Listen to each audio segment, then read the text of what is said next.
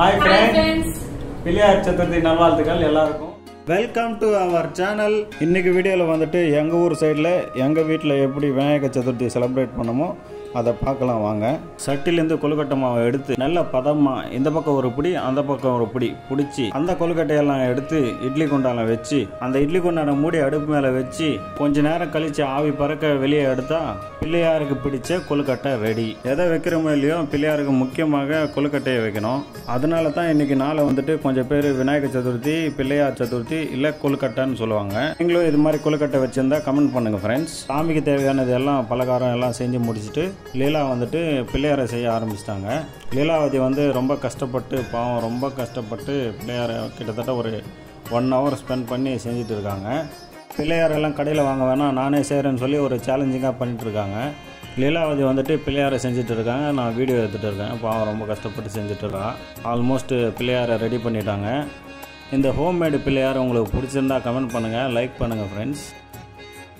பிள்ளையாரெல்லாம் செஞ்சு முடிச்சுட்டு பலகாரம்லாம் செஞ்சு முடிச்சுட்டு பூஜை ரூமில் அரேஞ்ச் பண்ணிட்டோம். எங்கள் வீட்டு பிள்ளையாரை பாருங்கள் எவ்வளோ பெரிய மனை மேலே உட்கார வச்சுருக்கோம். சும்மா ராஜா போல் உட்காந்துட்டு இருக்காரு. பிள்ளையாருக்கு என்னென்ன செய்வோம் எல்லாம் எடுத்துகிட்டு ஒரு படையல் மாதிரி போட்டு டெக்கரேட்டிவாக கொஞ்சம் ரெடி பண்ணி வச்சுருக்கோம் ஃப்ரெண்ட்ஸ். இந்த குட்டி பிள்ளையார் உங்களுக்கு எப்படி பிடிச்சிருக்காரா இல்லையா கமெண்ட் பண்ணுங்கள். பிள்ளையார் வந்துட்டு மிக முக்கியமான கடவுள். நம்ம ஹிந்து மதத்தில் ரொம்ப முக்கியமான கடவுள் பிள்ளையார். நார்மலாக எந்த வேலை செஞ்சாலும் பிள்ளையார் சொல்லி போட்டு தான் செய்யணும்னு சொல்லுவாங்க பெரியவங்க.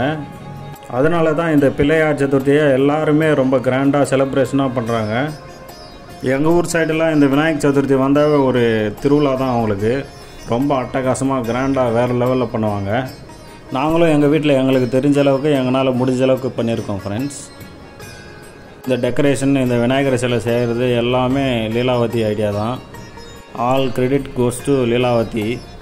நான் சும்மா வேடிக்கை மட்டும் தான் பார்த்துட்டு இருந்தேன். எல்லா வேலையும் கஷ்டப்பட்டு பாவம் லீலாவதி செஞ்சாங்க. உங்கள் வீட்டில் நீங்கள் என்ன ஸ்பெஷலாக பண்ணியிருக்கீங்களோ கமெண்ட் பண்ணுங்கள் ஃப்ரெண்ட்ஸ்.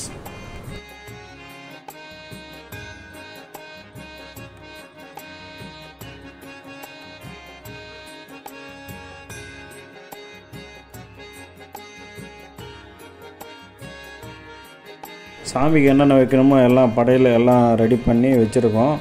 சாமி கும்பிட போகிறோம் ஃப்ரெண்ட்ஸ்.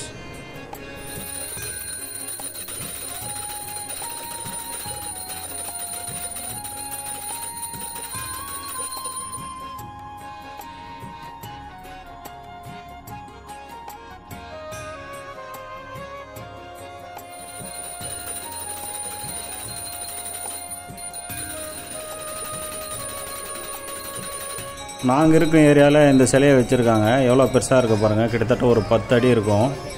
சாமியெல்லாம் கும்பிட்டு முடிச்சுட்டு இன்றைக்கே நிமர்சனம் பண்ணலான்னு பண்ணிகிட்ருக்கோம்.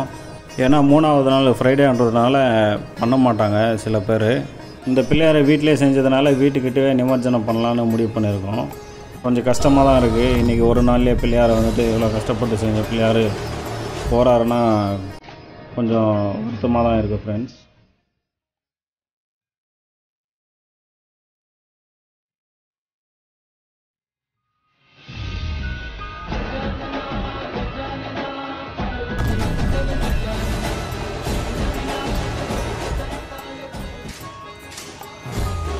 जय बोलो गणेश महाराज की जय, गणपति बप्पा मोरिया.